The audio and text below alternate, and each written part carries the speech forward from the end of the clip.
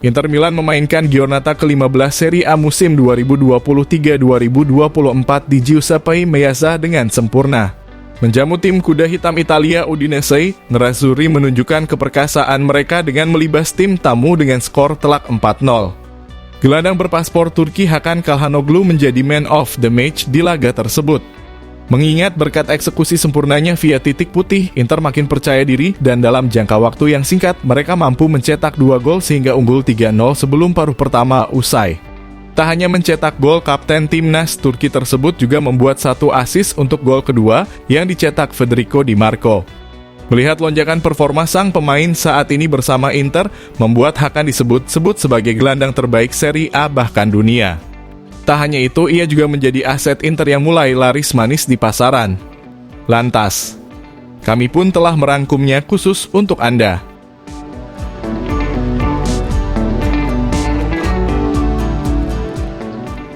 Di musim ketiganya bersama Inter Milan, Hakan Calhanoglu berpotensi memenangkan gelar Scudetto pertamanya.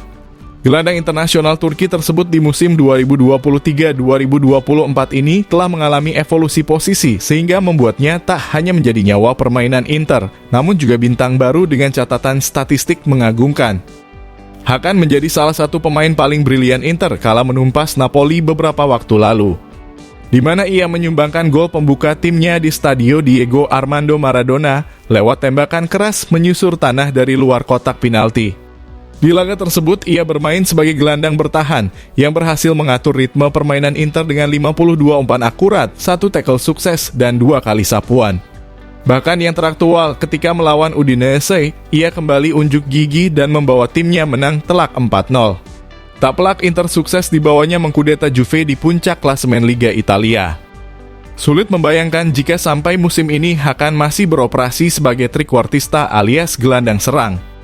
Terlebih sejak kepergian Brozovic di musim panas kemarin, pelatih Simone Inzaghi memang semakin sering menempatkannya di posisi terdalam di lini tengah. Alih-alih mempromosikan nama-nama seperti Christian Aslani atau Lucien Agomey ke starting 11 Inter, sang allenatore lebih percaya pada Hakan untuk menjadi gelandang metronom barunya. Pada awalnya, kebijakan ini bahkan membuat Labenea Mata diragukan untuk bisa menyaingi Milan, Napoli, ataupun Juventus demi titel juara. Meski begitu, hal positif justru mampu ditunjukkan sang pemain sampai sejauh ini. Inter makin dominan di musim ini dengan memaksa Hakan tampil lebih ke belakang ketimbang para rekan duetnya di lini sentral seperti Nicolo Barella, Henrikh Mkhitaryan, ataupun Davide Fratesi. Meski sulit, namun Hakan merasa jika pergeseran posisinya sejauh ini menunjukkan hasil positif. Yang terpenting adalah menemukan cara bagaimana ia bisa berkontribusi semaksimal mungkin di tubuh tim. Saya selalu ingin membantu tim dengan sekuat tenaga. Meski lebih sering terlibat di lini pertahanan yang biasanya memang jarang terlihat karena saya sebelumnya bermain sebagai gelandang serang. Tetapi banyak pihak telah membantu saya dan salah satunya adalah Simone Inzaghi. Ucap Hakan Calhanoglu mengenai peran barunya.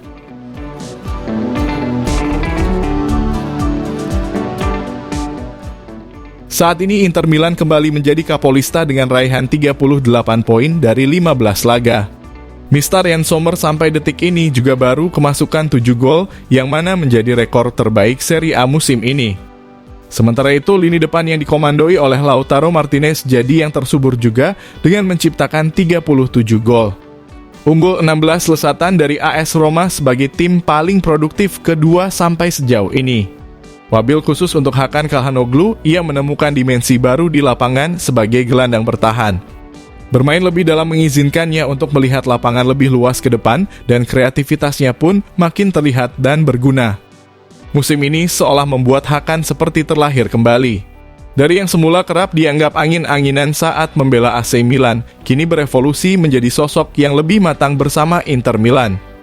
Bahkan menurut FBref 1.100 sentuhannya pada bola di musim ini tak ada yang mampu melebihinya. Hal tersebut seolah membuktikan bahwa Inter sangat percaya padanya dan ia memang pantas menjadi pusat permainan di tubuh tim. Akan lebih manis jika di akhir musim nanti Hakan bisa mengangkat trofi Liga Italia dan membuktikan pada AC Milan bahwa pengkhianatannya pindah ke Inter tidaklah sia-sia. Pemain internasional Turki ini juga mendapat banyak pujian dalam beberapa pekan terakhir. termasuk dari pelatihnya di tim nasional Turki Vincenzo Montella yang baru-baru ini mengklaim bahwa Hakan adalah gelandang terbaik di Italia bahkan dunia. Meski Direktur Inter BP Marotta sesumbar bahwa mereka tak memerlukan tenaga baru di bursa transfer paruh musim nanti, namun ia bisa menarik kata-kata tersebut. Pasalnya, Hakan berpotensi meninggalkan Inter nantinya. Banyak klub yang berminat pada gelandang asal Turki tersebut dan mayoritas adalah para raksasa dari Liga Inggris. Seperti yang dilansir dari Tuttosport, kapten timnas Turki tersebut mulai membuat Liverpool, Arsenal, hingga Chelsea terpancing untuk merekrutnya.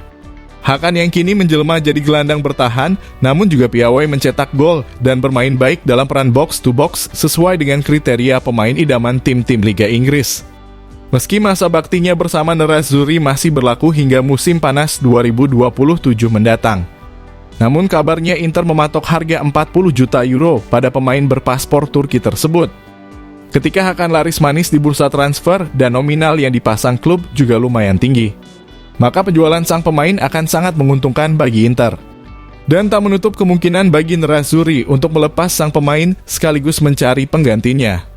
Namun jika melihat ambisi Inter saat ini yang ingin merengkuh Scudetto, penjualan Hakan justru lebih condong bisa terjadi di musim panas mendatang alias di akhir kompetisi musim 2023-2024. Terlepas dari semua itu, menarik kita nantikan, mampukah Hakan Calhanoglu menjaga konsistensi permainannya dan membawa La Yamata merengkuh gelar Scudetto di akhir musim nanti? Lantas, menurut Football Lovers bagaimana? Tuliskan pendapatmu di kolom komentar.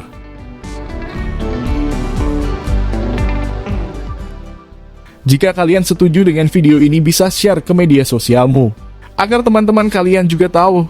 Dan jangan lupa like, komen, dan subscribe channel ini.